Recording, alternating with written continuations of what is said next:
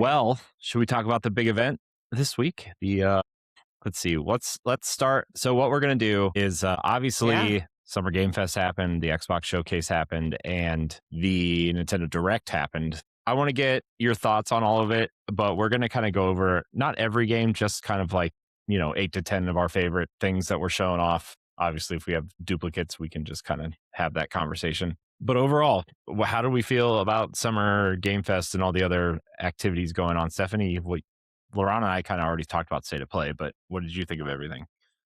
I thought this kind of summer season of announcements were very good.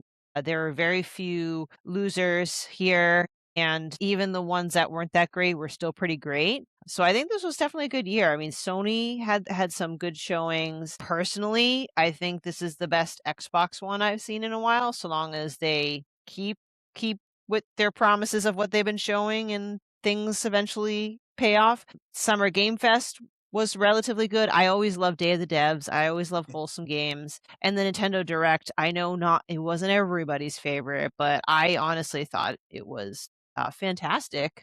I feel like out Yeah, of I everything, really there I was feel something like for everybody. I feel like in from all So four of the main kind of presentations, even the Day of the Dev stuff and all that, like I feel like this was probably the best summer showcase overall in a very long time. I agree. I yeah. agree. I think even I feel like Keeley's was the worst, unfortunately, but it was still like really great. I mean, State of Play was awesome. LeRon, we talked about it last week with Josh, but the Xbox Showcase blew me away again. Nintendo Direct blew me away again. Like, I always say Nintendo Mhm. Direct is packed with like 60 games. If there's 3 or 4 that I want and they show really well, I'm like, I'm done. And they showed the Kingdom Hearts collection, which I'm very excited for, except that it's a game key card, but whatever.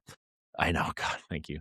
The Hey, at least it's not Cloud. a bunch of Capcom support for Nintendo, a new Xenoblade game next year, the Ocarina of Time remake. Like there's so much there Yep. that just That and like in the other showcases, like Summer Game Fest, we saw a lot of Switch 2 logos at the bottom. So we're starting to see more Mhm. day one releases I'm for so Switch glad that 2, which is great to see. it really feels like they're trying to support the Switch 2 more than the Switch 1 out of the gate, but also like Nintendo dominates Japan, and a lot of these Japanese developers want those games in their hands because I mean, PlayStation's not doing amazing over there. Xbox might as well just not exist over there. So like, I mean, I'm not being mean. It's just it is what it is. Oh, So like, you might as well just put it on Switch. And I think just LeRon, you and I have talked about this now with the popularity of handheld PCs in general and Switch. Like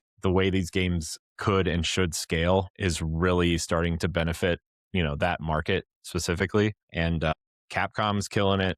I mean, they're putting Monster Hunter Wilds on the Switch too. I mean, come on, how? I don't know. And was trying to melt my Xbox, but it'll run fine on the Switch too, I'm sure. mhm.